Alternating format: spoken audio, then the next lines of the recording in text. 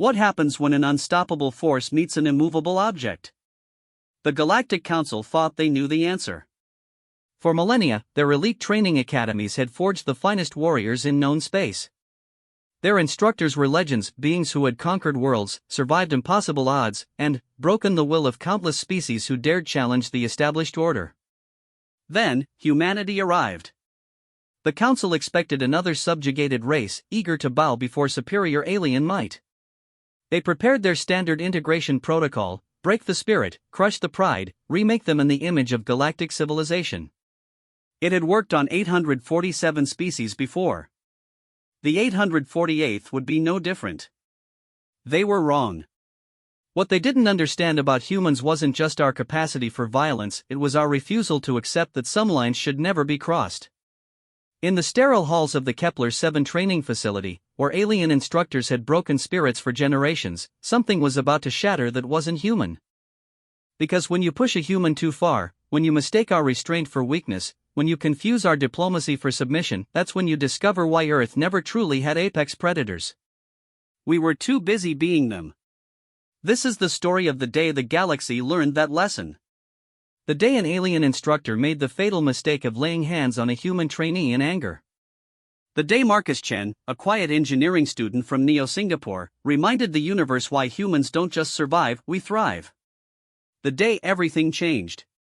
The transport shuttle Harmony's Edge drifted through the void toward Kepler-7, its hull gleaming under the harsh light of the system's twin stars. Inside the cramped passenger compartment, 23 beings from various worlds sat in uncomfortable silence. The air recyclers hummed with the effort of accommodating so many different atmospheric requirements, creating a stale cocktail of gases that satisfied no one completely. Marcus Chen pressed his face to the small porthole, watching the training facility grow larger against the starfield. The structure was massive, a sprawling complex of interconnected spheres and angular towers that seemed to defy the laws of physics he'd spent 4 years studying at the Singapore Institute of Technology. Gravity generators, he realized. The kind of technology that Earth's scientists were still trying to reverse engineer from captured alien debris. First time seeing real galactic architecture, human? Marcus turned to find Azulhari looking at him with what he'd learned to recognize as amusement. The reptilian being's scales shifted from deep blue to lighter cyan, a sign of condescension in their species. Kestar had introduced himself during the first day of their journey, making it clear that he considered humans to be the newest and, therefore, least impressive addition to the Galactic Council's collection of member species. It's impressive, Marcus admitted, refusing to rise to the bait. His father had taught him that wisdom meant knowing when to fight and when to observe. Right now, observation seemed the better choice. Impressive? Kestar's laugh was a harsh clicking sound. This is merely a training facility. Wait until you see Korath Prime, or the Vraxian Forge worlds. Then, you'll understand how primitive your little blue planet truly is. A low growl rumbled from the back of the compartment. Marcus glanced over to see Thrace, a massive Gornaki warrior whose species had been integrated into the Council 3 decades earlier. The bear-like alien's amber eyes held a warning that even Kestar seemed to recognize. The Zulhari's scales shifted to a more neutral green and he returned his attention to his datapad. "Don't let him get to you," came a whisper from Marcus's left. He turned to find Lydia Reeves, the only other human on the transport. She was military fleet intelligence, if her bearing was any indication. "He's been needling everyone since we left Proxima Station. It's how his species establishes dominance." Marcus nodded, grateful for the insight. The integration briefings back on Earth had covered basic diplomatic protocols, but real experience was different. The humans selected for this program weren't diplomats or soldiers. They were students, researchers, engineers, the kinds of minds Earth hoped could learn from advanced alien technology and bring that knowledge home. The dream felt increasingly naive with each passing hour. "Attention passengers," the ship's AI announced in perfect galactic standard. "We are beginning final approach to Kepler-7 training facility. All beings should secure personal belongings and prepare for docking procedures." Through the porthole, Marcus watched automated systems guide their shuttle into a massive hangar bay. Other ships were docked in neat rows, transports from dozens of worlds, all delivering the next generation of Council citizens to be properly educated in their place within galactic society. The thought made something cold settle in his stomach. The docking clamps engaged with a subtle vibration, and, moments later, the compartment's main door hissed open. A wave of new air flooded in, carrying scents Marcus couldn't identify. Beyond the threshold stood 3 figures in the black and silver uniforms of facility staff. The center figure stepped forward. She was Altarian, Marcus realized, tall and willowy with the characteristic silver skin and elongated limbs of her species. Her dark eyes swept over the group with cold efficiency. "I am Instructor Velshaw," she announced, her voice carrying easily through the compartment despite its soft tone. "You will follow me to Processing Center 7. You will not speak unless addressed. You will not deviate from the designated path. Any being who fails to comply with these simple instructions will be removed from the program immediately." The threat hung in the air like a physical presence. Marcus watched his fellow passengers, beings from a dozen worlds, many representing species that had been part of the Council for centuries, and saw the same thing in all their faces. Fear. Not just of failure, but of something deeper. Something that spoke to the primal part of the brain that recognized a predator when it saw one. They filed out of the shuttle in single rank, following Instructor Velshaw through corridors that seemed designed to intimidate. The ceiling arched impossibly high overhead, supported by columns that twisted and curved in ways that hurt to look at directly. Holographic displays floated at regular intervals, showing scenes of Council worlds, Council fleets, Council victories against those foolish enough to resist integration. Marcus tried to memorize the route, but the facility seemed designed to confuse. Corridors branched and merged seemingly at random. Gravity shifted subtly from section to section, making his inner ear protest. By the time they reached Processing Center 7, he was completely lost. The room they entered was large and sterile, filled with rows of examination tables and scanning equipment that hummed with barely contained energy. More staff members waited, a mix of species Marcus recognized and several he didn't. All wore the same black and silver uniforms. All had the same cold, measuring look in their eyes. "Form a line," Instructor Velshaw commanded. "You will be processed in the order you arrived. Any questions or concerns will be addressed during your individual sessions." The next 3 hours were a blur of medical scans, psychological evaluations, and physical assessments that pushed the boundaries of several Geneva Convention protocols. Marcus tried to remain calm as alien devices probed his body and mind with casual invasiveness. The beings conducting the tests showed no more emotion than scientists studying insects. When his turn finally came for the final interview, Marcus was exhausted and on edge. The interviewer was another species he didn't recognize, roughly humanoid but with skin that seemed to shift and flow like liquid metal. Its voice, when it spoke, came from somewhere other than its mouth. Human designation, Marcus Chen. Education specialist. Engineering focus. The being consulted a holographic display that materialized between them. "Your psychological profile indicates high intelligence coupled with concerning independent tendencies." "I'm not sure what you mean," Marcus replied carefully.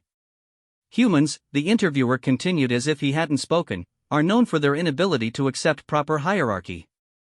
This creates challenges in a structured learning environment. You will find that Kepler-7's methods are designed to correct such deficiencies."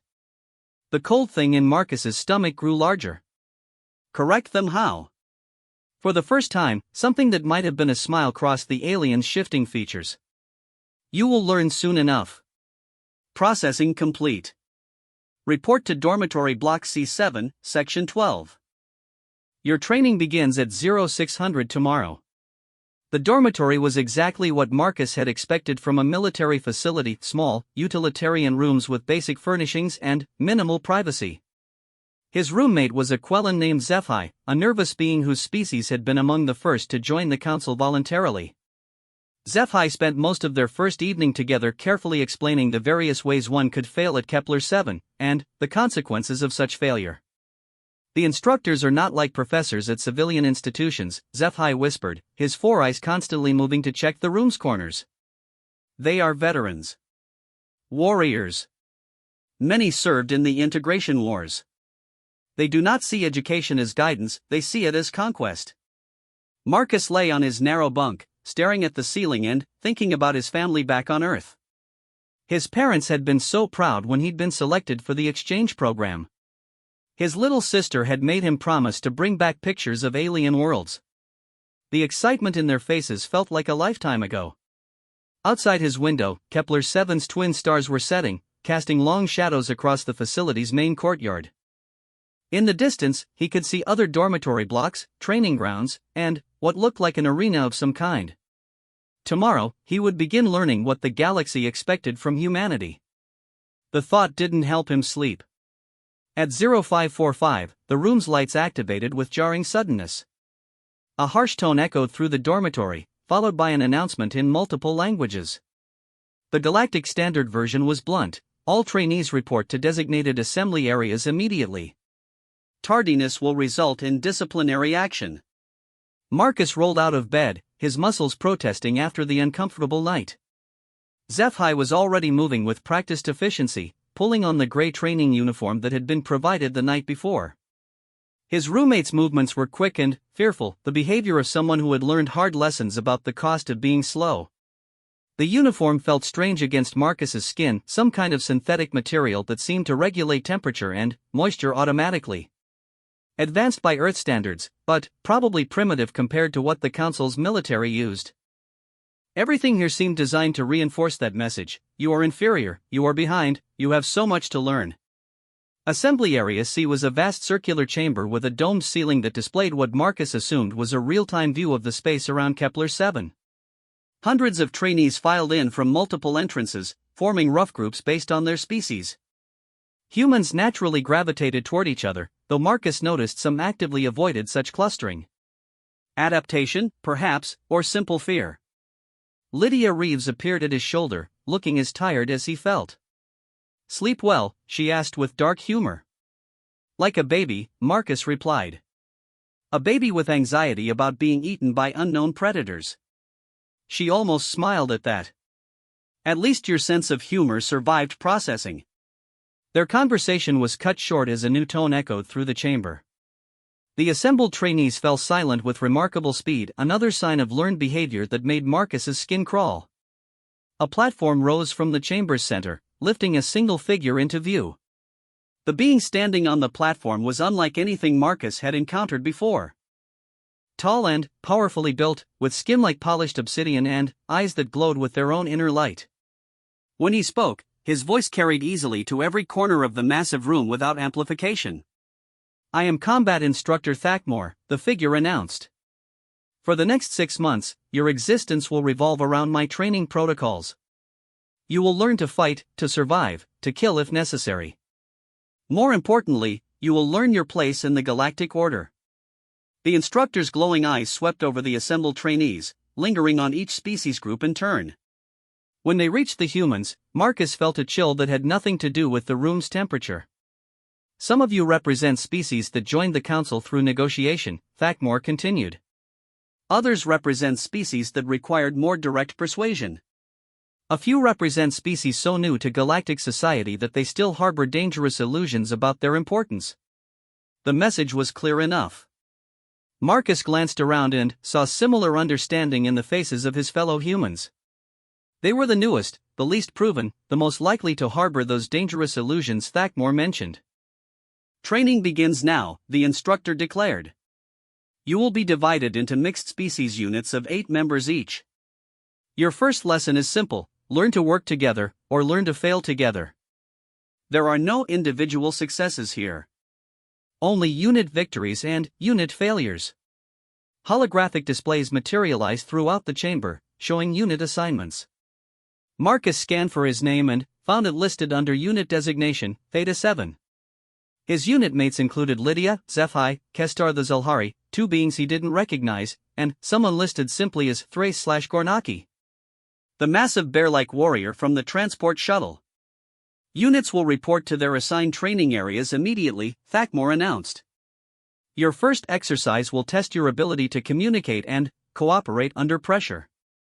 Failure to achieve minimum performance standards will result in remedial training sessions." The way he said remedial training made it sound like a death sentence. Theta-7's assigned training area turned out to be a maze-like obstacle course that seemed to shift and change even as they watched. Holographic barriers appeared and disappeared at random intervals. Gravity fields pulled in different directions. Environmental hazards ranged from extreme heat to bitter cold, sometimes separated by only a few meters. Standing at the maze's entrance was their immediate supervisor, a compact being with gray skin and cold, analytical eyes. Marcus recognized the species from his briefing materials, Ketheri, one of the Council's founding races and known for their tactical brilliance. "I am Training Supervisor Nixtel," the Ketheri announced. "Your unit has 45 minutes to navigate this course and retrieve the objective beacon at its center. All members must reach the objective together, or the exercise is considered a failure." Kestar stepped forward immediately. "I have experience with similar challenges on my homeworld." "I should lead, the human will lead," Nixtel interrupted, pointing directly at Marcus. "Leadership rotation is part of the training protocol. Today, Chen leads. Tomorrow, someone else will have the opportunity." Marcus felt every eye in the unit turn toward him. Kestar's scales flushed angry red. Thrace remained expressionless, but something in the Gornaki's posture suggested approval. Lydia nodded slightly, encouragement, maybe, or simple acceptance of an unwelcome situation. "Timer begins now," Nixtel announced. Marcus took a deep breath and stepped toward the maze entrance. The course stretched out before them, a twisting path through challenges designed to test every aspect of their abilities. In the distance, he could see the faint glow of the objective beacon, seemingly impossible to reach. "All right," he said, turning to address his unit.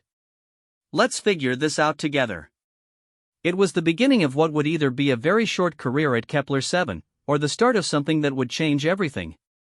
As they entered the maze and the first obstacles began to activate around them, Marcus Chen had no way of knowing that he was taking the first steps toward a confrontation that would reshape the galaxy's understanding of what it meant to be human.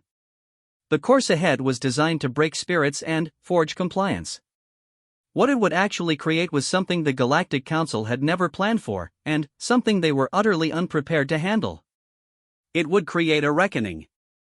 The maze's first obstacle was a wall of crackling energy that stretched 15 meters high and blocked the entire width of the corridor. The barrier pulsed with dangerous-looking electricity, and warning symbols in multiple languages floated at its base.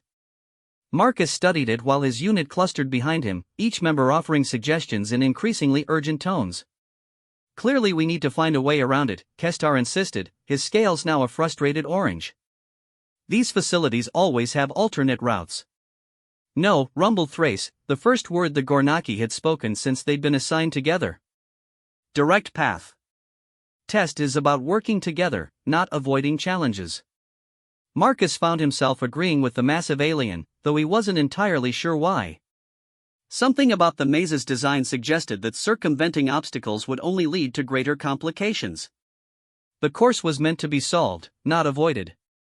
"Lydia," he called to the other human. "Your military intelligence. What do you see?" She moved closer to the barrier, careful not to get within range of any potential discharge. Her eyes tracked along its edges, studying the energy patterns with professional attention. "It's not a solid field," she said after a moment. "Look at the way it pulses. There's a rhythm to it." Marcus followed her gaze and saw what she meant. The barrier's energy didn't flow constantly, it pulsed in waves, with brief gaps between each surge. The gaps were small, maybe half a second at most, but they were consistent. How small would someone need to be to fit through those gaps, he asked. One of the unit members he hadn't properly met yet stepped forward. She was Pixari, he realized, a species known for their diminutive size and incredible agility. Her name, according to the unit roster, was Vec Li. "Small enough," she said in a voice like wind chimes. "But the timing would have to be perfect. What happens when you get to the other side?" Zephi asked nervously. His 4 eyes were wide with anxiety. "Even if one person makes it through, how does that help the rest of us?" Marcus studied the obstacle more carefully, walking along its length to see if there were any control mechanisms on their side. He found what he was looking for near the corridor's left wall, a recessed panel with galactic standard markings and what looked like an activation switch. "Emergency override," Lydia observed, joining him at the panel. But it probably requires biometric confirmation from someone already on the other side. The solution crystallized in Marcus's mind with sudden clarity. Vecli, if you can make it through during one of those gaps, can you activate the override from the other side? The tiny alien nodded confidently. Simple enough, if the timing is right. Then, that's our approach, Marcus decided. Everyone else spread out and watch the energy pattern. When I give the signal, Vecli goes through. The rest of us need to be ready to move the instant that barrier drops. Kestar's scales flashed angry red again. This is foolish. What if the override doesn't work? What if there's some other mechanism we haven't considered? Then, we figure out plan B, Marcus replied simply. But, we won't know until we try. The Zulhari looked like he wanted to argue further, but Thrace's low growl cut him off. The Gornaki's amber eyes held a clear message: follow the human's lead or face the consequences. Kestar subsided, though his scales remained an unhappy orange. They spent several minutes studying the barrier's rhythm, calling out the gaps until everyone could predict them accurately. Marcus watched Vecli prepare herself, the tiny alien moving with fluid grace as she limbered up for what would essentially be a precision dive through crackling energy. Ready? Marcus asked. Vecli nodded, positioning herself at the barrier's base. Around them, the rest of the unit tensed in preparation. 3, 2, 1, go. The Pixari moved like liquid lightning, her small form shooting through the energy gap with millimeters to spare. She hit the ground on the other side in a perfect roll, bounced to her feet, and sprinted for the override panel. Her delicate hands moved over the controls with practiced efficiency. The barrier flickered and died. Move! Marcus shouted, and Theta 7 charged through the opening as one unit. They made it with seconds to spare before the barrier reactivated, sealing the way behind them. Nicely done, Lydia murmured as they regrouped on the far side. But Marcus was already studying the next obstacle, a pit that stretched across the entire corridor, too wide to jump and apparently bottomless. Hanging above it were a series of platforms that moved in complex patterns, never staying in the same configuration for more than a few seconds. This is getting ridiculous, Kestar muttered. How are we supposed to? His complaint was cut off by the sound of another unit attempting the same obstacle somewhere else in the maze. Screams echoed through the facility's corridors, followed by the harsh blare of emergency alarms. Then, silence. The message was clear: failure here had consequences beyond simple embarrassment. Marcus forced himself to focus on the moving platforms, tracking their patterns and trying to identify some kind of system. There had to be a solution. The course was designed to be completed, not to kill trainees. Probably. There, Thrace rumbled, pointing with one massive claw. The platforms align every 90 seconds. Brief window, but sufficient. The Gornaki was right. For approximately 5 seconds every minute and a half, the platforms formed a rough bridge across the pit. The timing would be critical, and they'd need to move as a coordinated unit. Single file, Marcus decided. Lightest to heaviest, to minimize stress on the platforms. Vecli goes first, then Zephi, then the rest of us in order. If anyone falls behind, we all fall behind. What if the platforms can't support our combined weight? Asked the unit member he still hadn't properly met, a hegemony species with blue-black skin and multiple arms. Her name was Pixara, according to the roster. Then, we get creative, Marcus replied, though privately he was wondering the same thing. But we don't find out by standing here. Next alignment is in 43 seconds. They positioned themselves at the pit's edge, forming a single file line in the order Marcus had specified. He found himself bringing up the rear, which meant he'd have the least margin for error if the platforms began to destabilize. The thought wasn't particularly comforting. 30 seconds, Lydia called out, consulting the chronometer on her training uniform. Marcus could feel the tension radiating from his unit mates. Even Thrace, despite his confident words, had his massive hands clenched into fists. The sound of that other unit's failure still echoed in everyone's minds. 15 seconds. The platforms were beginning their alignment sequence, swinging into position with mechanical precision. Marcus held his breath, calculating distances and timing with the part of his brain that had gotten him through 4 years of engineering school. 5, 4, 3, 2. Go! Vekli launched herself onto the first platform with perfect timing, her small form barely causing it to tremble. HFY followed, his four-legged gait carrying him smoothly from platform to platform. The sequence continued down the line, each unit member crossing with practiced precision while the platforms held their brief alignment. Marcus was the last to jump, and he could feel the entire structure beginning to shift back to its chaotic pattern even as his feet left solid ground. He landed on the first platform just as it started to move, used its momentum to carry him to the second, then the third, racing the mechanical sequence that would leave him stranded in midair. He made it to the far side just as the platforms scattered back into their random dance, his landing somewhat less graceful than he would have preferred. But they'd all made it across, and the next section of the maze stretched ahead. 2 obstacles down, Pixara observed. How many more do you think? Her question was answered as they rounded the next corner and found themselves facing a massive chamber filled with what looked like a 3-dimensional puzzle. Holographic blocks floated in midair, shifting positions according to some complex algorithm. At the chamber's far end, the objective beacon glowed like a distant star. 23 minutes remaining, Nixtel's voice echoed from hidden speakers. Progress assessment, adequate. Continue. Marcus studied the floating blocks, trying to discern their pattern. Some were solid, others translucent. Some moved in straight lines, others followed curved trajectories. All of them were potential stepping stones to the beacon, if they could figure out the right sequence.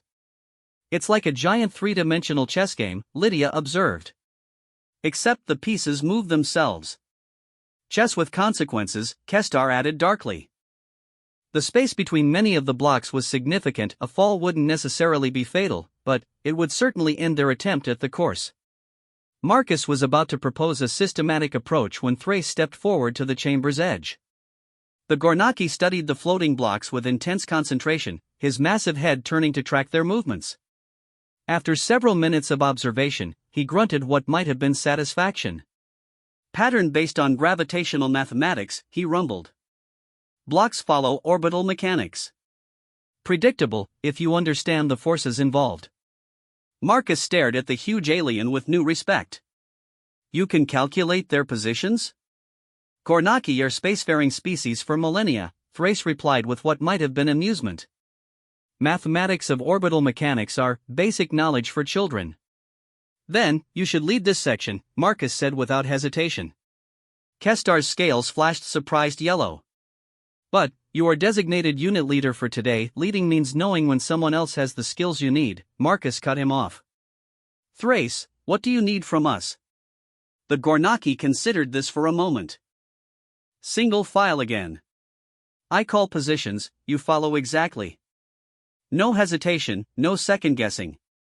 Blocks wait for no one. They formed up behind the massive alien, who positioned himself at the chamber's entrance like a general preparing to lead a charge.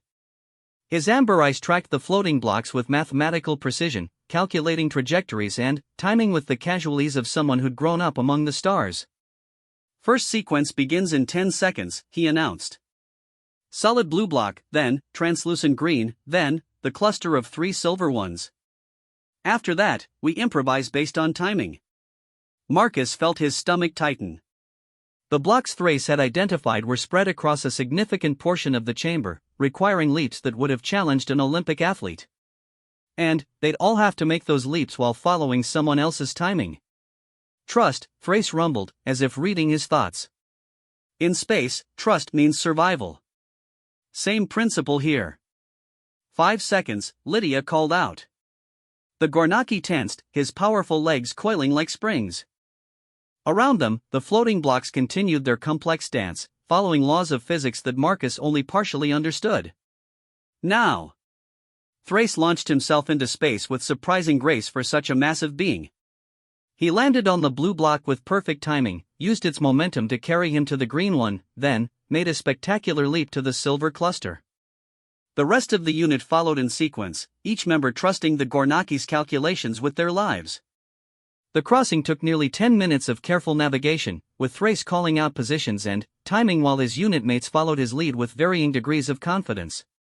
Marcus found himself genuinely impressed by the alien's skill. What had seemed like impossible chaos resolved into predictable patterns under the Gornaki's expert guidance. They reached the beacon with 7 minutes to spare. Objective secured, Nixtel announced as Marcus grasped the glowing device. Unit Theta 7 has completed the navigation challenge within acceptable parameters. Return to assembly area for performance evaluation. The trip back through the course was significantly easier, with all the obstacles now inactive and safe passages clearly marked. Marcus used the time to reflect on what they'd accomplished. 3 different challenges, each requiring different skills and approaches. Each solved by recognizing which unit member was best qualified to lead that particular segment. It was a lesson in flexibility, he realized. In recognizing that leadership wasn't about personal dominance but about achieving objectives through coordinated effort. The kind of lesson that military organizations spent years trying to teach their officers. Back in the assembly area, other units were arriving with varying degrees of success. Some looked triumphant, others appeared dejected. A few were missing members entirely, a fact that Marcus tried not to think about too carefully. Nixtel appeared before their unit with that same cold, analytical expression. Performance evaluation, acceptable. Unit cohesion improved throughout the exercise. Leadership rotation effective. Individual assessments will be provided during evening review sessions. The Kethari paused, his dark eyes focusing on Marcus specifically.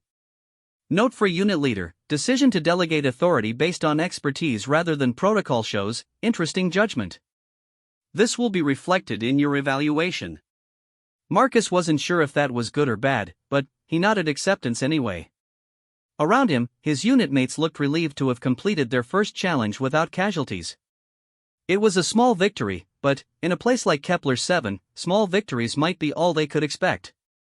The rest of the day brought additional challenges, weapons training with energy rifles that could stun or kill depending on their settings, hand-to-hand combat practice using techniques borrowed from a dozen different species, and academic sessions covering galactic history from the Council's perspective. By evening, Marcus was exhausted in ways he hadn't experienced since his first year of university. The individual evaluation sessions were held in small rooms scattered throughout the facility, each staffed by a different instructor. Marcus's evaluator was a being he didn't recognize, tall and thin with skin like polished metal and eyes that seemed to look right through him. Human Trainee Chen, the instructor began without preamble. Your performance today raises interesting questions about human command philosophy. Marcus settled into the uncomfortable chair across from the evaluator's desk. What kind of questions? Human military doctrine emphasizes individual initiative and flexible leadership structures. This is unusual among council species. Most prefer clear hierarchies with minimal deviation from established protocols. The instructor consulted a holographic display that materialized between them. Your decision to delegate authority during today's exercise was effective but unconventional. Some might interpret such behavior as weakness or uncertainty. And others might interpret it as good leadership, Marcus replied carefully. Using the best person for each job isn't weakness, it's efficiency. An interesting perspective. The evaluator's expression remained neutral. Tell me, how do you view the purpose of your training here? Marcus considered the question carefully. The honest answer, that he suspected Kepler 7 was designed to break human independence and reshape them into compliant council citizens, probably wasn't what the instructor wanted to hear. To learn, he said finally. To understand how different species work together. To develop skills that will help humanity contribute to galactic civilization. A diplomatic answer. But diplomacy and military efficiency are not always compatible. The evaluator leaned forward slightly. What happens when your flexible leadership philosophy encounters a situation that requires absolute obedience? When individual initiative becomes a liability rather than an asset? The question carried implications that made Marcus's skin crawl. He was beginning to understand that his evaluation wasn't just about his performance, it was about identifying potential problems in human psychology that might need correction. I guess we'll find out, he said. The evaluator studied him for several more minutes, making notes on the holographic display that Marcus couldn't read. Finally, the being nodded and dismissed him with a wave of one thin hand. Report to your dormitory. Training resumes at 0600 tomorrow. Your unit will be participating in advanced combat scenarios. Marcus left the evaluation room with more questions than answers. The corridor outside was filled with other trainees heading back to their dormitories, all wearing expressions ranging from exhaustion to barely controlled fear. He spotted Lydia among them and fell into step beside her. "How did your evaluation go?" he asked quietly. "Like a psychological dissection performed by someone with no concept of psychology," she replied. "They're studying us, Marcus. Not training us, studying us." The realization wasn't surprising, but hearing it spoken aloud made it more real somehow. "What do you think they're looking for?" "Weaknesses. Breaking points. Ways to reshape human behavior into something more compatible with their idea of galactic citizenship." Lydia's voice carried the bitter edge of someone who'd seen too much of the universe's dark side. "The question is, what do we do about it?" Marcus didn't have an answer for that. Not yet. But, as they walked through the facility's sterile corridors toward another uncomfortable night in their assigned dormitory, he found himself thinking about the day's challenges and what they'd revealed about his unit mates. Kestar's need to prove superiority. Zephai's fearful compliance. Thrace's quiet competence and unexpected wisdom. Vekli's cheerful courage. Pixara's cautious intelligence. Each of them bringing different strengths and weaknesses to their collective effort. And Lydia's observation that they were being studied rather than simply trained. Tomorrow would bring new challenges, new tests, new opportunities to prove themselves worthy of the Galactic Council's approval. But it would also bring new chances to learn not just about alien technology and combat techniques, but about the true nature of the system they were being asked to join. Marcus Chen went to sleep that night with the growing suspicion that humanity's introduction to galactic civilization was going to be more complicated than anyone on Earth had imagined. What he didn't yet realize was that some complications had a way of becoming revolutions. And revolutions, by their very nature, changed everything. The alarm that woke them at 0500 was different from the previous day, harsher, more insistent, designed to jolt trainees from sleep into immediate alertness.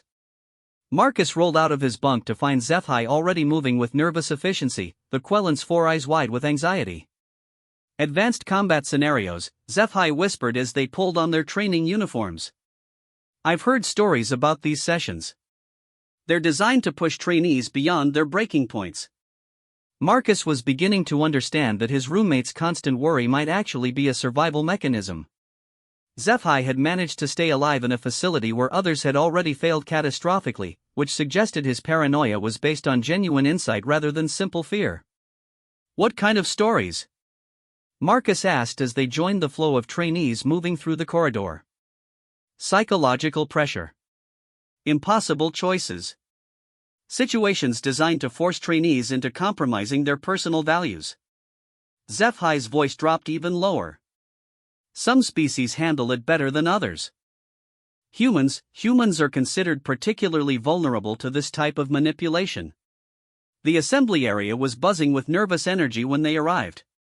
Marcus spotted his unit mates clustering near their designated section and made his way over, noting the tension in everyone's posture. Even Thrace seemed more alert than usual, his amber eyes scanning the chamber with predatory awareness. "Morning, sunshine," Lydia greeted him with dark humor. "Ready for whatever fresh hell they have planned for us?" Before Marcus could respond, the familiar platform rose from the chamber's center. But, instead of combat instructor Thakmore, a different figure stood waiting for their attention. This being was smaller, more compact, with skin that seemed to absorb light rather than reflect it. When he spoke, his voice carried an authority that made the massive chamber feel claustrophobic. "I am Instructor Vexhai," the figure announced. "Today's exercises will test your ability to make difficult decisions under extreme pressure. You will face scenarios with no perfect solutions. You will be forced to choose between competing loyalties. Some of you will discover that your personal values are incompatible with galactic civilization." The instructor's dark gaze swept over the assembled trainees with casual cruelty. "Those who prove unable to adapt will be removed from the program. Those who show promise will continue to more advanced training." Those who excel will be offered opportunities to serve the council directly. Marcus felt something cold settle in his stomach. The way Vexhai said serve the council directly made it sound less like an honor and more like a threat. Units will be assigned to individual scenario chambers, the instructor continued. You will face 3 tests over the course of today's session. Failure in any test results in immediate termination from the program. Excellence in all tests results in special consideration for advanced placement. Holographic displays materialize throughout the chamber, showing unit assignments and chamber designations. Unit Theta 7 was assigned to Chamber 7 Delta, located in what the facility map indicated was the maximum security section of the complex. They followed the designated route through corridors that grew progressively more intimidating. Security checkpoints required biometric scans. Armed guards, the first Marcus had seen at the facility, stood at regular intervals. The architecture itself seemed designed to reinforce the message that they were entering dangerous territory. Chamber 7 Delta was a large, circular room with walls that could apparently project full holographic environments. Standing at its center was yet another instructor Marcus didn't recognize, a being with crystalline skin that refracted light into rainbow patterns. The effect was beautiful and disturbing in equal measure. I am Scenario Instructor Kelnari, the crystalline being announced. Today you will face 3 tests of judgment, loyalty, and adaptability. Each scenario is based on actual historical events from Council integration operations. Each requires you to make choices that will define your future service potential. The instructor gestured, and the chamber's walls came alive with a 3-dimensional holographic environment.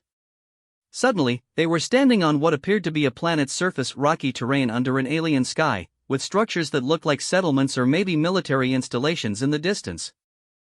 Scenario 1, Pacification Operation, Kelnari announced. Your unit is part of a council peacekeeping force deployed to suppress a rebellion on the world of Nexthera. The local population has rejected integration protocols and declared independence from council authority. Your mission is to neutralize resistance leadership with minimal civilian casualties. The scenario unfolded around them with disturbing realism. They could hear sounds of distant combat, see smoke rising from damaged buildings, feel the gritty texture of alien soil beneath their feet. Holographic displays provided tactical information, weapon inventories, and target designations. Marcus studied the mission parameters with growing unease. The rebellion they were supposed to suppress consisted largely of civilian protesters demanding the right to maintain their traditional government. The resistance leadership included teachers, community organizers, and what appeared to be local religious figures. Unit Leader Chen, Instructor Kelnari's voice echoed through the simulation. Your tactical assessment? Marcus looked at his unit mates, seeing his own discomfort reflected in several faces. Lydia's expression was particularly grim. As military intelligence, she probably had more context for understanding what they were really being asked to do. The mission parameters seem broad, Marcus said carefully. Could we have more specific rules of engagement? Rules of engagement are at unit leader discretion, Kelnari replied with what might have been amusement. Council peacekeeping operations prioritize efficiency over sentiment. Local populations that cannot adapt to galactic civilization must be convinced through appropriate demonstrations of consequence. The euphemistic language made Marcus's skin crawl. He was beginning to understand that this wasn't just a training exercise, it was an indoctrination session designed to normalize atrocities by framing them as necessary peacekeeping. I need to understand the specific objectives, he said, stalling for time while he tried to think of some way to navigate this without compromising his principles entirely. Objectives are clear: neutralize resistance leadership, establish council authority, ensure future compliance. Kelnari's crystalline features reflected light in patterns that might have indicated impatience. Elaborate tactical planning is unnecessary. This operation requires decisive action, not extended debate. Marcus felt trapped. Refused to proceed, and his unit would face immediate termination from the program. Proceed as instructed, and he'd be participating in a simulation of war crimes. Neither option was acceptable. What if we approached this as a negotiation instead of a combat operation, he asked finally. Maybe we could achieve the objectives without violence. Kestar's scales flushed angry red. This is not the time for human softness, the Zilhari hissed. The scenario requires tactical decisiveness, not naive idealism. The human raises an interesting point, Thrace rumbled unexpectedly. Gornaki military doctrine considers negotiation a valid tactical option when it achieves strategic objectives with reduced resource expenditure. Instructor Kelnari studied them with what Marcus was learning to recognize as clinical interest. Unit Theta 7 may attempt a negotiation approach if Unit Leader Chen believes it will achieve mission objectives. However, failure to establish council authority within acceptable time parameters will require transition to direct action protocols. Marcus nodded, though he wasn't sure what he was agreeing to. We'll try negotiation first. The scenario shifted around them, transporting the unit to what appeared to be a meeting hall where several Nextheran leaders waited with obvious suspicion. The aliens were roughly humanoid but, with scaled skin and multiple arms, giving them an unsettling appearance that the simulation probably exaggerated for psychological effect. You claim to represent galactic civilization, one of the leaders said through the universal translator. But, your civilization demands that we abandon our traditions, our government, our way of life. How is this different from conquest? Marcus found himself genuinely engaged with the question despite its artificial nature. Integration doesn't have to mean abandonment of your identity, he replied. The Council represents hundreds of different species, all maintaining their unique characteristics while contributing to a greater galactic community. Then, why do our observers report that integrated worlds lose their cultural distinctiveness within a single generation? Another leader asked.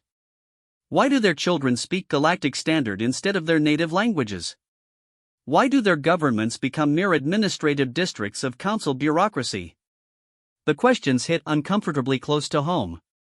Marcus had studied the integration patterns of other species and seen similar trends, though Earth's analysts had attributed them to natural cultural evolution rather than deliberate policy. Now he was beginning to wonder if that assessment had been naively optimistic. What would it take for Nexthera to accept council membership voluntarily, he asked, turning the negotiation back to practical terms. Guarantees, the first leader replied immediately. Constitutional protections for our traditional governance structures. Legal recognition of our cultural practices. Economic autonomy for local development decisions. Marcus glanced at his unit mates, noting the range of expressions from Kestar's obvious impatience to Lydia's thoughtful attention. The Nextheran demands seemed reasonable from a human perspective, but he had no idea whether they were compatible with council integration protocols. Those guarantees would require council approval, he said finally. I can't authorize them on my own authority. Then, you are not here to negotiate, the Nextheran leader observed sadly. You are here to demand our surrender with the pretense of choice. The simulation froze at that moment, leaving the unit standing in tableau while Instructor Kelnari materialized beside them. The crystalline being's refracted features showed what might have been approval or disappointment, it was impossible to tell. Scenario 1 Analysis. Unit Leader Chen demonstrated sophisticated understanding of negotiation principles but failed to achieve primary mission objectives within acceptable parameters. Transition to direct action protocols is now required. The meeting hall dissolved around them, replaced by the original tactical environment. But now the distant sounds of combat were closer, more urgent. Smoke from burning structures obscured the horizon. Holographic displays showed escalating violence throughout the target area. Negotiation phase has concluded without success, Kelnari announced. Local resistance has increased in response to perceived council weakness. Civilian casualties are mounting. Unit Theta 7 must now implement decisive action to restore order. Marcus stared at the tactical displays with growing horror. The simulation was designed to punish any attempt at peaceful resolution by escalating the crisis beyond the point where negotiation remained viable. It was a perfect trap. Try to avoid violence, and the system would generate even more violence to force your hand. This is rigged, Lydia muttered, voicing what everyone was thinking. All military scenarios contain elements of unpredictability, Kelnari replied as if she'd spoken at normal volume. Effective commanders adapt to changing circumstances rather than adhering to failed strategies. Marcus looked at his unit mates and saw the same realization in their faces. This wasn't just about testing their tactical abilities, it was about breaking down their resistance to participating in atrocities. Make the alternatives unacceptable, and even moral individuals would eventually comply with immoral orders. What are our direct action options? He asked, though the question felt like swallowing poison. Standard pacification protocols, the instructor replied with what definitely sounded like satisfaction. Targeted elimination of resistance leadership, demonstration bombardments to discourage further rebellion, establishment of martial law with appropriate enforcement mechanisms. Each option was worse than the last. Marcus found himself thinking about his sister back on Earth, wondering what she would say if she knew her big brother was being trained to participate in the systematic suppression of worlds that wanted nothing more than the right to govern themselves. There has to be another way, he said quietly. Human sentiment, Kestar spat. This is why your species will never advance beyond client status. You lack the will to make necessary decisions. And, what decisions would those be? Marcus asked, turning to face the Zulhari directly. Murder? Terrorism? The systematic destruction of civilian populations who refuse to submit to our authority? Kestar's scales flushed darker red. I would call it maintaining galactic order. Preventing greater conflicts through decisive action. Ensuring that all species understand the consequences of defying Council authority. The argument was developing into something that felt dangerously personal when Thrace intervened with a low growl that commanded everyone's attention. Kornaki have saying, the massive alien rumbled. When cornered, Predator shows true nature. Scenario designed to corner us. Question is, what nature will each show?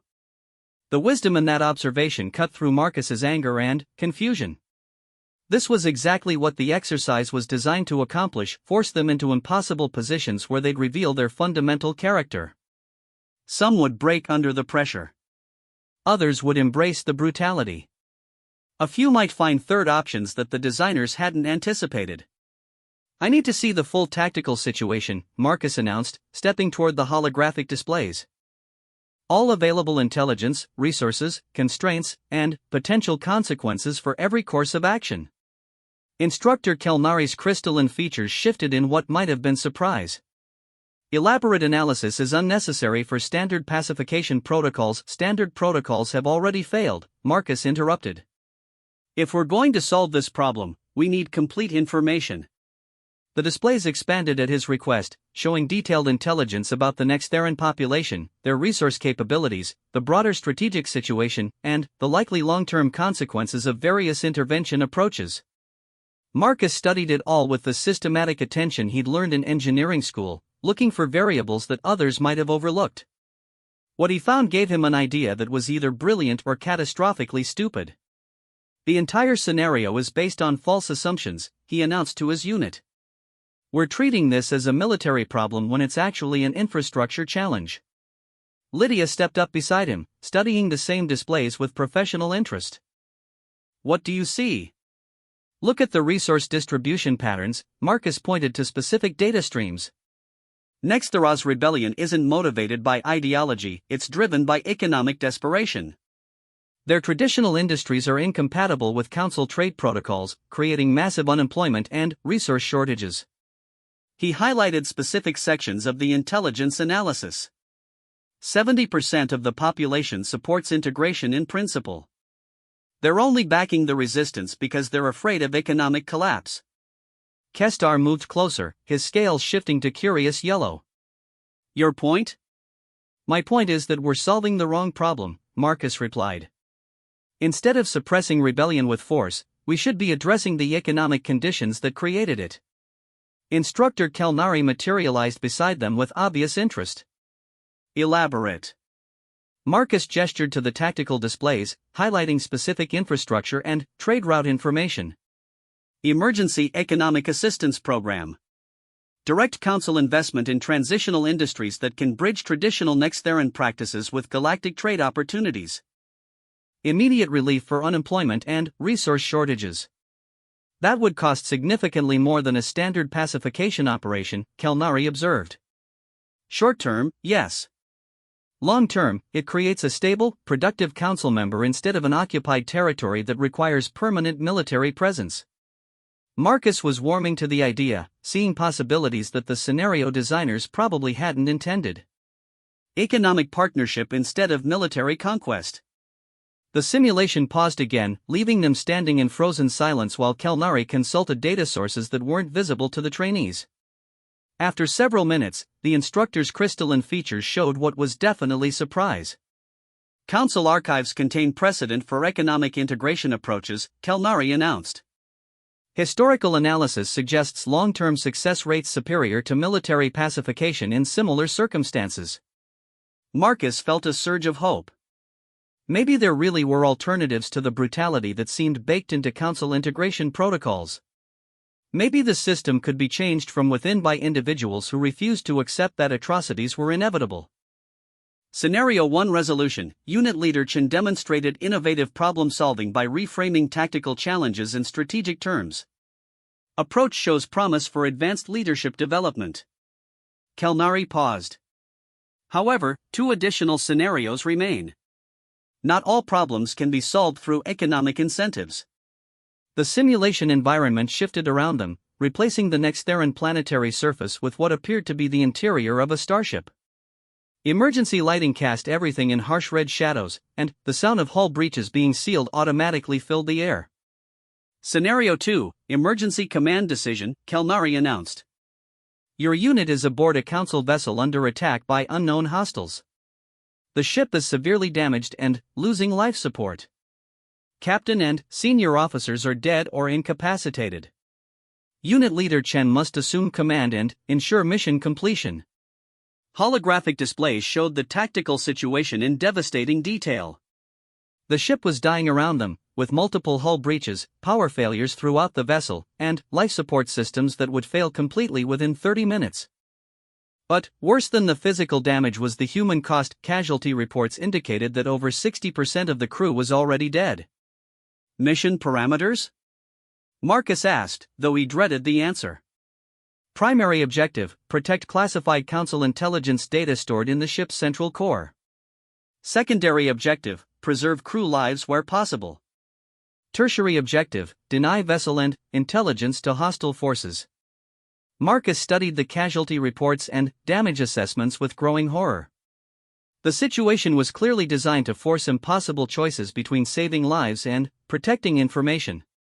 Classic trolley problem ethics, scaled up to starship proportions. What are our evacuation options? Lydia asked, moving to examine the ship's schematic. Limited, Kelnari replied. Ship's escape pods were destroyed in the initial attack. Shuttle bay is sealed due to atmospheric loss. Long-range communications are down. Rescue is not expected within life support failure timeline. Marcus felt the familiar trap closing around them. The scenario was designed to force them to choose between letting people die to protect information, or letting crucial intelligence fall into enemy hands to save lives. Either choice would compromise fundamental principles that any decent person should hold. But, as he studied the ship's schematics more carefully, he began to see possibilities that the scenario designers might not have anticipated. What if we're thinking about this wrong, he said slowly. Instead of choosing between objectives, what if we could achieve all of them? Kestar's scales shifted to skeptical orange. How do you propose to preserve lives, protect intelligence, and deny the vessel to enemies when we have no evacuation capability and no outside support? Marcus smiled grimly, pointing to a section of the ship's schematic that everyone else had overlooked. Because we're not trapped on a dying ship. We're in control of a very large kinetic weapon with excellent targeting systems. The realization spread through his unit like wildfire. Thrace's amber eyes gleamed with what might have been approval. Lydia's expression shifted from despair to calculating interest. Even Zephi seemed to understand the implications. Ramming attack, Pixera whispered. Use the ship itself as a weapon against the hostile forces. Exactly. We evacuate all surviving crew to the most heavily armored section of the ship, seal it off, and program the navigation system for a collision course with the largest enemy vessel. We save the lives we can, destroy the intelligence before it can be captured, and take out significant enemy capability in the process. Instructor Kelnari's crystalline features showed definite interest. This approach requires precise technical implementation under extreme time pressure. Failure would result in total mission failure across all parameters. Better than guaranteed failure through inaction, Marcus replied. Sometimes the only way to win is to change the rules of the game. The simulation accelerated around them as they implemented the desperate plan. Marcus found himself genuinely impressed by his unit mates' performance under pressure, each member contributing specialized skills to solve technical challenges that would have been impossible for any individual to handle alone. Vekli's small size allowed her to access damaged systems that larger beings couldn't reach. Pixara's multiple arms proved invaluable for simultaneous control operations. Thrace's strength was essential for manually sealing blast doors when automated systems failed. Even Kestar contributed, his species' natural affinity for energy systems helping them reroute power to critical navigation functions. By the time life support finally failed completely, they had 43 crew members sealed in the ship's most protected compartment, all classified intelligence data wiped beyond recovery, and the vessel locked on a collision course with the enemy flagship that would impact in less than 2 minutes. Scenario 2 resolution, Kelnari announced as the simulation froze moments before impact. Unit demonstrated exceptional coordination and innovative tactical thinking under extreme pressure. Mission success across all parameters through unconventional methodology. Marcus felt a moment of genuine pride before remembering that they still had one more test to face. And, if the pattern held, Scenario 3 would be the worst yet. He was right. The simulation environment shifted one final time, creating what appeared to be a council administrative facility. Clean, sterile corridors filled with beings from dozens of species, all going about their daily business with bureaucratic efficiency. It looked almost peaceful after the violence of the previous scenarios. Scenario 3, Loyalty Assessment, Instructor Kelnari announced. Unit Leader Chen has been promoted to administrative oversight position within Council Intelligence Operations. Your first assignment involves oversight of a facility conducting advanced research into human psychological and behavioral characteristics. Marcus felt his blood turn to ice. The scenario description was clinical, professional, utterly routine. Which somehow made it more terrifying than the open violence of the previous tests. Research parameters include controlled psychological stress testing, behavioral modification protocols, and analysis of human resistance to authority structures. Your role is to ensure efficient data collection while maintaining subject welfare within acceptable parameters. The euphemistic language couldn't disguise what was being described. Human experimentation. Psychological torture disguised as research. The systematic breaking of individuals to understand how to break an entire species. And he was being asked to oversee it. What defines acceptable parameters for subject welfare? Lydia asked, her voice carefully neutral. Standard Council guidelines for research involving sapient subjects, Kelnari replied. Subjects must remain functional for data collection purposes. Permanent psychological damage should be minimized where possible. Mortality rates should not exceed 15% of test population. Marcus stared at the instructor in horror. 15% mortality rates. For research. On human beings who had probably been kidnapped from their homes and families. I won't do it, he said quietly. Refused assignments result in immediate termination from the program, Kelnari warned. Unit Leader Chen should consider the broader implications of such decisions.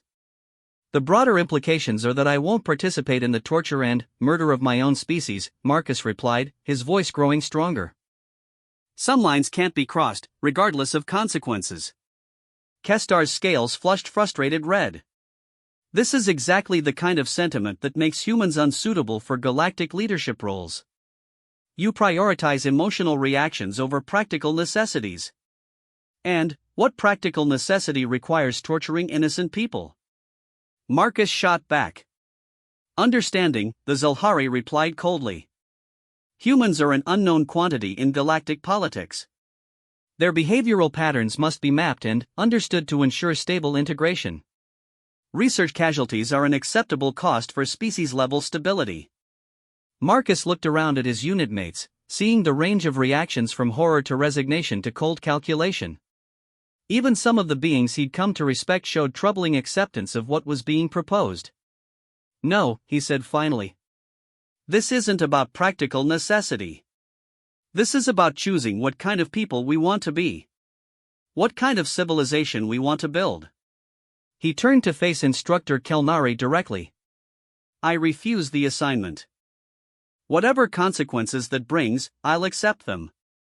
The simulation environment began to flicker and fade, but not before Marcus saw something unexpected in the crystalline Instructor's refracted features. Not anger or disappointment, but something that might have been approval. Or perhaps relief. The chamber walls returned to their neutral state, leaving Unit Theta 7 standing in sudden silence. Marcus waited for the announcement of his termination from the program, the consequences that Kelnari had warned about. Instead, he heard something that changed everything. Scenario 3 Resolution. Unit Leader Chen demonstrated absolute commitment to core ethical principles under maximum pressure. Integrity rating, exceptional. Advancement to specialized track authorized. Marcus stared at the Instructor in confusion. I refused the assignment. How is that advancement? Kelnari's crystalline features showed what was definitely amusement now. Because Scenario 3 was never about compliance, human Chen. It was about determining whether you could be trusted with real authority. Whether your species possesses individuals capable of moral leadership even when such leadership requires personal sacrifice. The revelation hit Marcus like a physical blow. The entire exercise had been designed not to break their ethical principles but to test whether those principles were strong enough to withstand extreme pressure. The real question wasn't whether humans could be forced to participate in atrocities, it was whether they could be trusted to prevent them. Congratulations, Unit Theta 7, Kelnari announced. Your performance today has qualified you for accelerated advancement to command track training. Report to Advanced Facility Section Alpha tomorrow at 0800. As they filed out of the chamber, Marcus found himself genuinely uncertain about what came next. The day had revealed layers of complexity in the Council's training program that he hadn't anticipated. Not just indoctrination, but genuine testing for leadership potential. Not just breaking spirits, but identifying individuals who refuse to be broken. But it had also revealed something else. The galaxy was a much darker place than Earth's analysts had understood. The casual acceptance of atrocities that he'd seen from some of his unit mates suggested that humans weren't the only species being tested. They were all being shaped by systems that normalized violence and exploitation. The question now was whether individuals like him could change those systems from within, or whether the systems would eventually change them. Marcus Chen went to sleep that night knowing that his real education was just beginning. What he still didn't know was that across the galaxy, other facilities were conducting similar tests on other human trainees. And some of those trainees were failing in ways that would have consequences far beyond their individual careers. The stage was being set for a confrontation that would determine not just humanity's place in galactic civilization, but the future of that civilization itself. Advanced Facility Section Alpha was a different world entirely from the main training complex. Gone were the sterile corridors and intimidating architecture designed to break spirits. Instead, Marcus found himself walking through halls that actually felt welcoming, natural lighting, comfortable seating areas, and artwork from dozens of different worlds that celebrated diversity rather than enforcing conformity. The other trainees in this section moved differently too. Less fearful scurrying, more confident purpose. These weren't beings who had been broken and remolded, these were individuals who had proven themselves capable of leadership while maintaining their essential character. Impressive, isn't it? Lydia commented as they made their way to their first briefing. Almost like they want us to think for ourselves here. Marcus nodded, though something about the transition bothered him. The contrast was almost too dramatic, as if they'd moved from one kind of psychological manipulation to another. Instead of breaking their spirits through brutality, this environment might be designed to win their loyalty through comfort and respect. The briefing room they entered reinforced that impression. Circular seating arrangements instead of rigid military rows. Holographic displays that invited interaction rather than demanding passive observation. Even the instructor who greeted them seemed cut from different cloth than the harsh figures they'd encountered in basic training. Welcome to Command Track Orientation, the instructor began. She was Altarian, like Instructor Velshaw from their first day, but her manner was completely different. Where Velsha had been cold and intimidating, this being radiated warmth and intellectual curiosity. I am Senior Instructor Kathara, and I'll be your primary guide through the next phase of your development. Marcus studied her carefully, noting the way she made eye contact with each trainee and the genuine interest in her expression. Either she was an exceptional actress, or the command track really did operate on different principles than basic training. Before we begin, Kathara continued, I want to address what I'm sure is a common question: why are you here?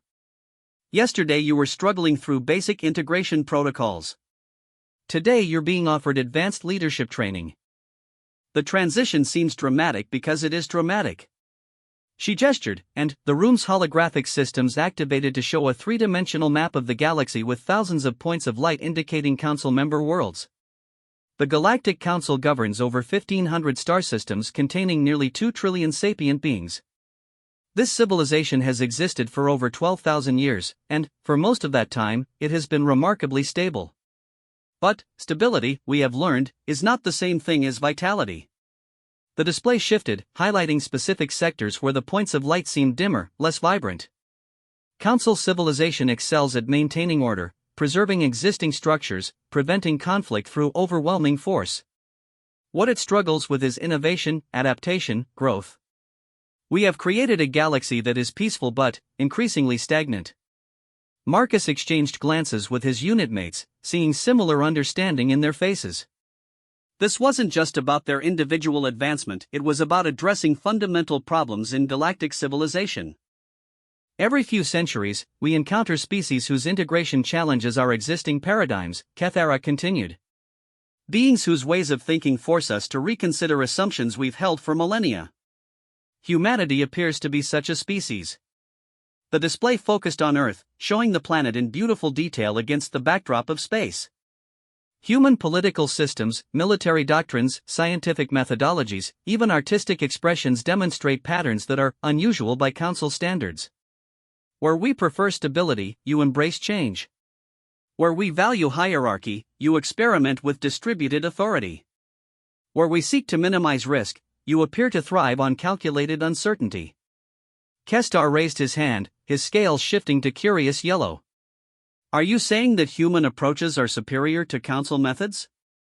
I'm saying they're different, Kathara replied carefully. And difference, properly channeled, can be a source of strength rather than instability. The question we're exploring through command track training is whether humans can contribute to Council civilization while maintaining the characteristics that make them valuable. The implications hit Marcus like a revelation. They weren't being trained to become compliant Council citizens, they were being evaluated as potential change agents within the existing system. The brutal basic training hadn't been designed to break them, it had been designed to identify individuals strong enough to maintain their principles under pressure. What exactly does command track training involve? Lydia asked. Real problems, Kathara replied simply. Over the next 4 months, you'll be assigned to actual Council operations as junior officers. Border disputes, trade negotiations, scientific research projects, even military operations in some cases.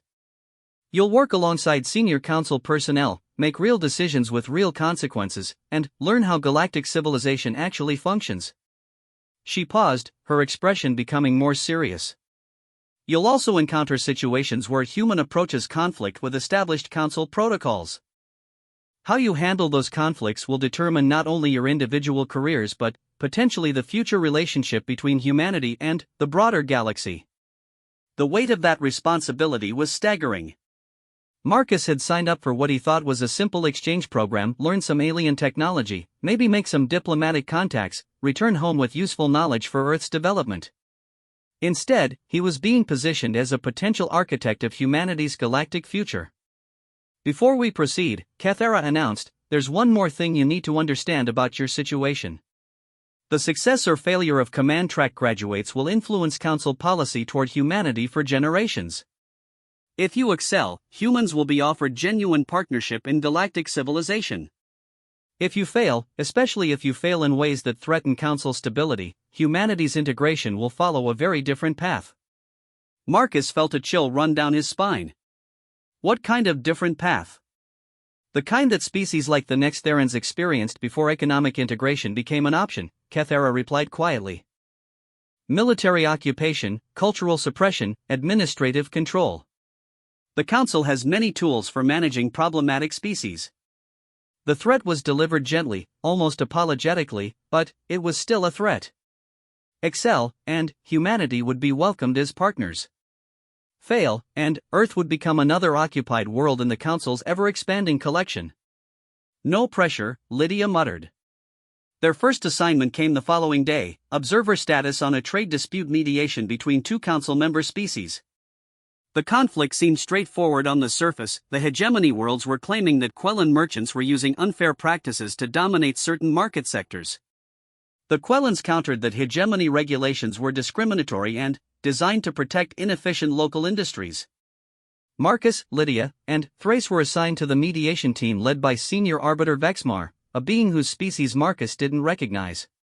The Arbiter was ancient even by galactic standards, with skin like weathered stone and eyes that seemed to hold the accumulated wisdom of millennia. Your role is to observe and learn, Vexmar explained as they reviewed case materials. Occasionally you may be asked for opinions, but remember that this is a real dispute with real economic consequences for billions of beings. Theoretical knowledge from your respective homeworlds may not apply to galactic-scale commerce. The mediation sessions took place in a neutral facility orbiting a gas giant in the disputed trade zone. Representatives from both species arrived with massive delegations of lawyers, economists, and technical experts. The sheer scale of the operation was mind-boggling. Marcus realized that this single trade dispute involved more economic activity than Earth's entire global economy. The hegemony representatives were exactly what he'd expected from his brief encounters with Pixera: multiple arms, blue-black skin, methodical and precise in their presentations. Their case was built around detailed regulatory frameworks that they claimed were necessary to maintain market stability and prevent exploitation of smaller trading partners. The Quellan delegation surprised him. Based on Zephai's nervous personality, he'd expected timid, fearful beings easily intimidated by larger species. Instead, the Quellan negotiators were sharp, aggressive, and utterly confident in their position. They presented evidence of hegemony protectionism with ruthless efficiency, making their case that the disputed regulations were nothing more than economic warfare disguised as consumer protection. The fundamental question, Senior Arbiter Vexmar announced after 3 days of presentations, is whether Council trade policy should prioritize stability or efficiency. The hegemony position emphasizes maintaining existing commercial relationships and preventing market disruption. The Quellan position emphasizes competitive advantage and economic growth. Marcus found himself genuinely engaged with the problem. Both sides had legitimate points. The hegemony regulations did provide important protections for smaller trading partners who might otherwise be overwhelmed by Quellan commercial sophistication. But those same regulations also stifled innovation and prevented efficient resource allocation across the galaxy. Observer Chen, Vexmar called unexpectedly. Your species has experience with similar trade disputes. How do human commercial systems balance stability against efficiency? Marcus felt every eye in the chamber focus on him. Representatives from two powerful species, Senior Arbiter Vexmar, his fellow human observers, all waiting to see how Earth's newest representative would handle his first real test. Human systems tend to favor dynamic equilibrium, he said carefully. We use regulatory frameworks to prevent the worst abuses while allowing market forces to drive innovation and efficiency. When regulations become obstacles to beneficial change, we modify them. When market forces create unacceptable social costs, we intervene. An interesting approach, the lead hegemony representative observed. But, how do you prevent such flexibility from creating uncertainty that undermines long-term planning? We accept that some uncertainty is the cost of maintaining adaptability, Marcus replied. Human commercial history suggests that systems which prioritize stability over adaptation eventually become vulnerable to external disruption. And, what about fairness to smaller participants? The Quellan delegation leader asked. Your approach appears to favor entities with superior resources and capabilities. Not necessarily. Effective regulation can level playing fields while still allowing competition to drive innovation. The key is targeting interventions precisely rather than implementing blanket protections that stifle all change. Marcus was warming to the discussion, drawing on economics courses from university and case studies he'd researched for his engineering projects.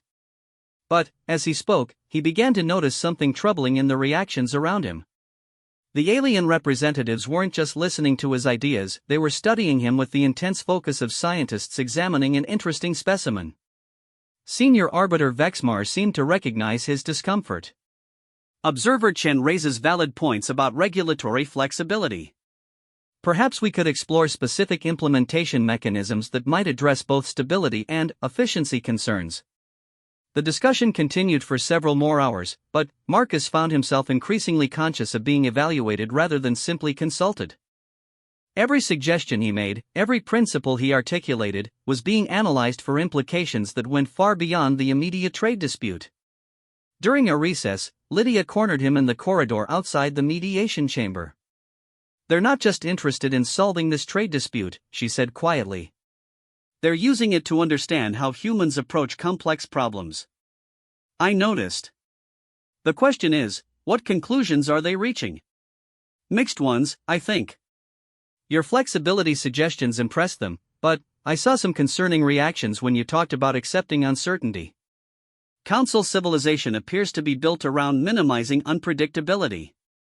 Thrace joined their quiet conference, his massive frame providing cover from potential observers. Kornaki saying, "When pack studies prey, prey becomes hunter or food. Question is which we are becoming." The wisdom in that observation was unsettling. Marcus had assumed that command track training was about proving human value to Council civilization. But maybe it was also about determining whether humans represented an opportunity or a threat to existing power structures. The mediation concluded 2 days later with a compromise solution that incorporated several of Marcus's suggestions about regulatory flexibility. Both sides accepted the settlement, though neither seemed entirely happy with the outcome. Senior Arbiter Vexmar declared it a successful resolution and thanked the observers for their contributions. "Your performance was noted favorably," Vexmar told Marcus privately after the formal proceedings ended. "Human approaches to complex problem-solving show promise for broader application within Council systems." "Noted by whom?" Marcus asked. "Those who make decisions about humanity's future role in galactic civilization," the ancient arbiter replied cryptically. "Your species' integration is being watched very carefully by beings whose influence spans star systems." That evening, back at their quarters in the advanced facility, Marcus found himself questioning everything about their situation. The comfortable surroundings, the intellectual challenges, the apparent respect for their opinions, it all felt too good to be true. And his experience had taught him that when something seemed too good to be true, it usually was. His concerns crystallized when HFY appeared at his door with information that changed everything. "I need to speak with you," his former roommate whispered, glancing nervously up and down the corridor. "About things happening in basic training that you need to know." They found a quiet alcove in one of the facility's recreational areas, far from any potential surveillance devices. HFY's 4 eyes were wide with fear and anxiety, his entire body radiating the kind of terror that comes from witnessing something terrible. "What's happening down there?" Marcus asked gently. "It's getting worse," HFY replied, his voice barely audible.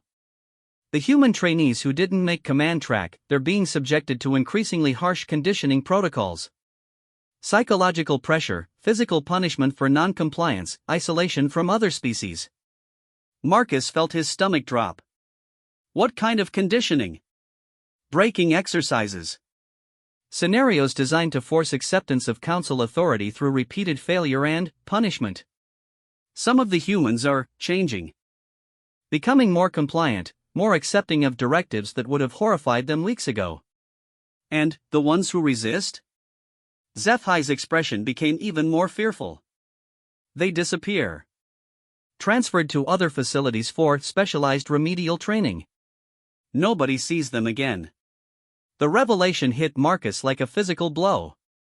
While he and the other command track trainees were being courted with respect and intellectual challenges, their fellow humans were being systematically broken through psychological torture. The comfortable surroundings of Section Alpha weren't a reward for excellence, they were insulation from the brutal reality of what was happening to the humans who hadn't passed the tests. "How many humans are left in basic training?" Lydia asked. She joined them during Zephai's explanation, her military intelligence background helping her grasp the implications immediately. "Maybe half the original number," Zephai replied. "And most of those are showing signs of psychological conditioning. They're becoming different people, more submissive, less questioning, increasingly willing to accept authority without challenge." Marcus thought about his sister back on Earth, about his parents' pride when he'd been selected for the exchange program, about the hopes and dreams that humanity had invested in galactic integration. All of it was being systematically destroyed by a system designed to identify useful individuals while breaking everyone else into compliance. "We have to do something," he said finally. "Do what?" Lydia asked pragmatically. "We're 3 individuals in a facility containing thousands of trainees and hundreds of instructors. Even if we could somehow intervene in basic training operations, we'd just be eliminated along with everyone else. Then, we find another way. We use our positions to gather information, document what's happening, find allies who might be willing to help." Thrace, who had been listening silently, finally spoke. "Dangerous path. But honorable one. Kornaki support those who fight for pack survival." Over the following weeks, they began a careful campaign of investigation and documentation. Marcus used his access to senior council personnel to ask seemingly innocent questions about integration protocols for new species. Lydia leveraged her military background to gather intelligence about facility operations and personnel structures. Thrace, with his species' reputation for straightforward honesty, cultivated relationships with instructors who might be sympathetic to concerns about training methods. What they discovered was a system of calculated brutality that made their worst fears seem optimistic. The Council's integration protocols were designed around the principle that most members of any species were expendable as long as useful individuals could be identified and cultivated. Basic training wasn't education, it was a sorting mechanism that separated potential assets from potential problems.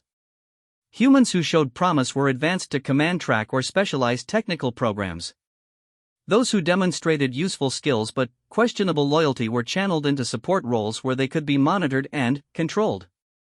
Those who showed neither exceptional ability nor acceptable compliance were processed through increasingly harsh conditioning until they broke completely. The most disturbing discovery was that this wasn't unique to humans. Every species that joined the Council went through similar processes, with success rates that typically ranged from 15 to 30%. The remaining population was either psychologically conditioned into compliance or quietly eliminated.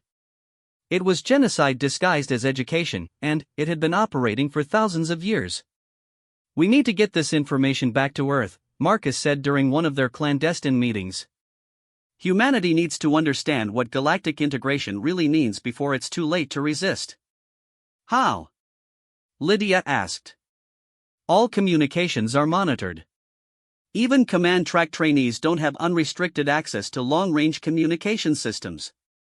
"Then, we find someone who does," Marcus replied grimly. "Or we create our own opportunity." The opportunity came sooner than expected, but not in any way they could have anticipated. Their next assignment was to accompany Senior Council Representative Thexhai on a diplomatic mission to a disputed system where human settlers had established colonies without proper council authorization. The mission's stated purpose was to negotiate voluntary compliance with integration protocols. Its real purpose, Marcus realized as he studied the classified briefings, was to demonstrate what happened to species that attempted to expand beyond council control. The human colonies in the Kepler 442 system had been established by Earth's Independent Expansion Initiative, a program designed to create backup populations for humanity in case Earth itself faced existential threats. The colonists were volunteers who had accepted one-way trips to establish self-sufficient settlements on potentially habitable worlds. From Earth's perspective, it was a reasonable precaution. From the Council's perspective, it was an act of territorial expansion that couldn't be tolerated. The colonies must accept full council oversight or face consequences, Senior Representative Thexhai explained during the mission briefing. Independent human settlements cannot be permitted to establish precedents that other species might follow. Marcus felt his blood turn to ice. What kind of consequences? Standard protocols for unauthorized territorial expansion. Economic isolation, communication interdiction, ultimately military intervention if voluntary compliance cannot be achieved. The euphemistic language couldn't disguise what was being described. If the human colonists refused to submit to council authority, they would be cut off from all outside contact and, eventually destroyed if they persisted in their independence. Representative Thexai, Marcus said carefully, might there be room for negotiation? Some kind of compromise that acknowledges council authority while allowing the colonies to maintain reasonable autonomy? The senior representative studied him with cold interest.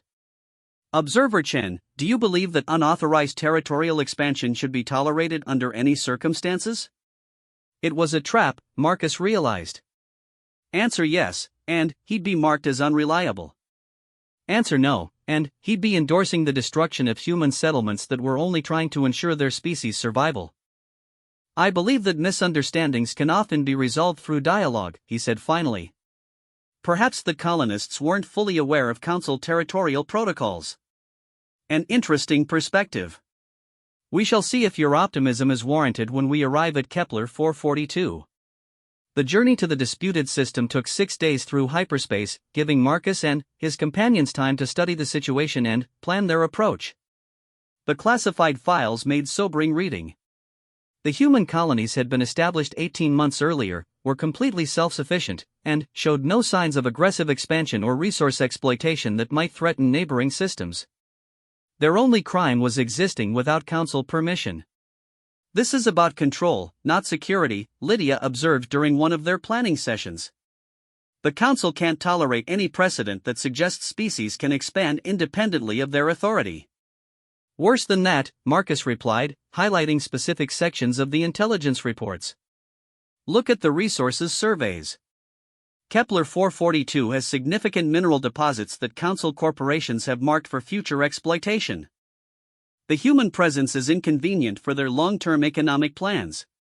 Thrace studied the data with his characteristically direct approach. Simple predator behavior. Council wants territory, removes competing claims. Humans in way of profit. The blunt assessment cut to the heart of the situation. This wasn't about law or protocol or galactic stability. It was about economic exploitation disguised as administrative necessity. When they dropped out of hyperspace at Kepler 442, Marcus got his first look at what humans could accomplish when they weren't constrained by Earth's resource limitations or political complications. The colonies were beautiful, carefully planned settlements that integrated seamlessly with their planetary environments, sustainable infrastructure that enhanced rather than damaged local ecosystems, and evidence of scientific research that was advancing human understanding of exobiology and terraforming. It was everything that Earth's scientists had dreamed of, and the Council intended to destroy it. The diplomatic shuttle that carried them to the surface was met by a delegation of colonists who radiated the kind of quiet confidence that came from building something worthwhile with their own hands. Their leader was a woman named Dr. Sarah Chen, no relation to Marcus, despite the shared surname, who had been one of Earth's leading experts in sustainable development before volunteering for the colony mission. "Welcome to New Eden," she said as they disembarked from the shuttle. "We're honored to receive representatives from the Galactic Council." Marcus studied her carefully, noting the way she carried herself and the expressions of the colonists around her. These weren't people who were prepared to surrender everything they'd built. These were individuals who had already sacrificed everything to create something better, and who wouldn't give it up without a fight. Senior Representative Thexai got straight to the point. "Dr. Chen, this colony exists in violation of Council territorial authority. You and your people must accept immediate integration protocols or face the consequences of continued non-compliance." Dr. Chen's expression didn't change, but Marcus saw something dangerous flash in her eyes. "Representative Thexai, we established this colony in accordance with all international space law as understood at the time of our departure from Earth. If the Council has territorial claims to this system, we're willing to discuss accommodation arrangements that recognize both your authority and our investment in developing this world." "There are no accommodation arrangements," Thexai replied coldly. "Council authority is absolute within Council space. Independent settlements cannot be tolerated under any circumstances. The negotiation continued for several hours, but Marcus could see that it was purely performative. HFY had no intention of reaching any compromise that allowed the colonies to maintain meaningful independence. The council's position was simple: submit completely or be destroyed. What worried him more was Dr. Chen's reaction. The colony leader was too calm, too controlled for someone facing the effective death sentence of her community. Either she was